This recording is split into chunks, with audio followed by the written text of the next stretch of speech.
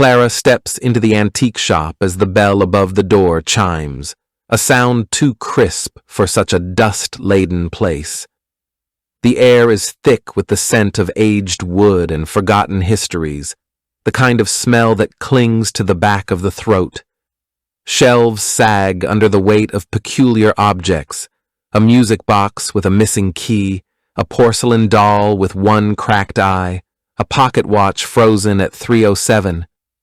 The shop feels alive in a way that unsettles her, as if the objects are whispering just beyond hearing. At the back, behind a glass counter filled with tarnished jewelry, stands the shopkeeper. An old man with eyes that seem to reflect too much light, like polished stones at the bottom of a well. He watches her without blinking as she drifts toward the mirror. It's larger than the others, its silver frame intricately carved with twisting vines that look almost like fingers curling inward. The glass is flawless, too flawless, as if it refuses to age. "That one's particular," the shopkeeper says, his voice a dry rasp. He doesn't move from behind the counter, but his knuckles whiten around the edge of it. Clara runs a finger along the frame, and for a second, the metal feels warm. "How much?" she asks. The shopkeeper hesitates. "For you? $20. The price is absurdly low, a trap or a test. When she raises an eyebrow, he adds, "It's been here a long time." Maybe it's tired of waiting. There's something in his tone, a warning wrapped in resignation, like a man who's seen this story play out before. Clara laughs, charmed by the oddity of it all. "I'll take it." The shopkeeper doesn't smile as he wraps the mirror in yellowed newspaper. His hands shake slightly. "Mind where you hang it," he murmurs, "and never ask it questions." She leaves, the bell chiming again behind her. The shopkeeper exhales, long and slow, and locks the door early. Outside, the street lamps flicker as Clara carries the mirror away, unaware that it's already studying her, learning the curve of her smile, the rhythm of her breath. Clara places the mirror on her bedroom wall, its ornate frame clashing with her modern decor. At first, it's just a mirror, clear, unremarkable. She glances at it while changing clothes, fixing her hair, barely paying attention. Then, one evening, she pauses. Something is off. Her reflection stares back, but the lighting feels wrong, dimmer, as if the mirror absorbs the glow of her lamp rather than reflects it. She tilts her head. The reflection does the same, but a fraction slower, like an echo lagging behind a voice. Clara frowns. The reflection frowns back, but the corners of its mouth twitch first, as if resisting the expression. She leans closer, breath fogging the glass. When it clears, her reflection's eyes are darker, the pupils swallowing too much light. She steps back. The reflection doesn't. For 3 heartbeats they stand frozen, Clara in her bedroom, the reflection in its glass prison, before the mimicry snaps back into place. That night, she dreams of silver vines curling around her wrists, dragging her toward the mirror. She wakes with a gasp, her fingers pressed against the cold glass. Her reflection is already awake, smiling. The days blur together in a haze of stolen glances. Clara no longer checks her reflection out of habit. She studies it. The mirror hangs heavy on her wall, a silent observer drinking in every twitch of her lips, every flutter of her pulse. At first, the changes were subtle enough to dismiss. But now? She wakes at 3:07 a.m., always 3:07, the same frozen time as the pocket watch in the shop, with her cheek pressed against the glass, lips parted in a silent scream. Her breath fogs the surface, and when it clears, her reflection is still screaming. Clara stumbles back, but the damage is done. The mirror has seeped into her like ink in water. Her co-workers comment on the shadows under her eyes. Her best friend jokes that she's not herself lately. The reflection smirks at that when Clara isn't looking. At night, the whispers start.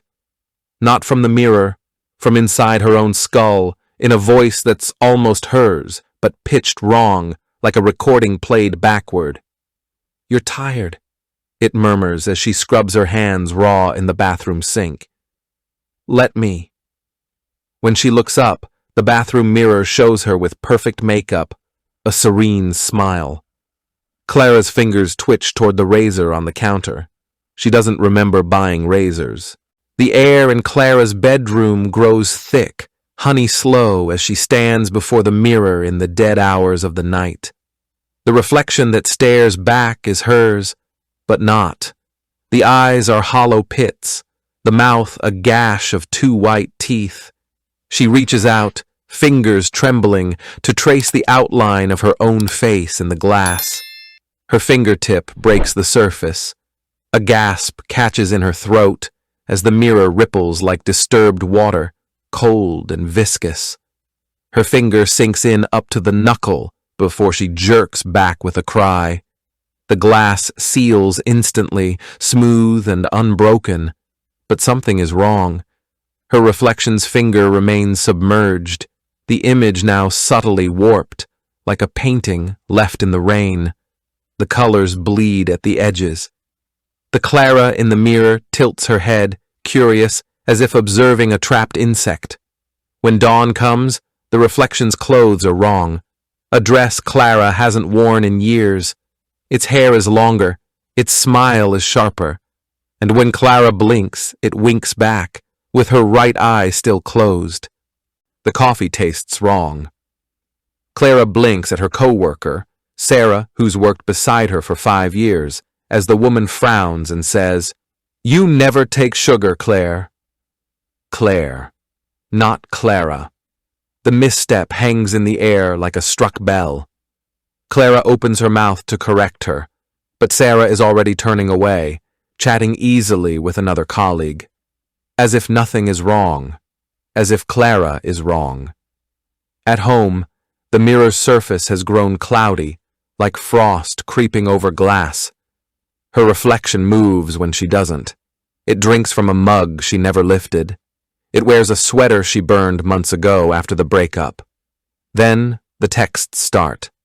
Her mother. "Why didn't you call me back yesterday?" Clara stares at her call log. No missed calls. Her best friend. "Thanks for the advice. You were right about him." She never spoke to him. The final blow comes when she finds a tube of lipstick in her purse, a shade she would never wear, the same violent red smeared across her reflection's teeth in the mirror. When she turns away, the glass exhales, and from the corner of her eye, she sees it. Her reflection, stepping out of frame. Morning light spills across the bedroom, painting the mirror's edges in gold. Clara's reflection, no, the thing wearing Clara, adjusts the collar of her robe with fingers that no longer tremble. It tilts its head, examining the face it has stolen. The skin fits better now. Downstairs, the coffee machine gurgles. The reflection, Clara, pauses at the sound.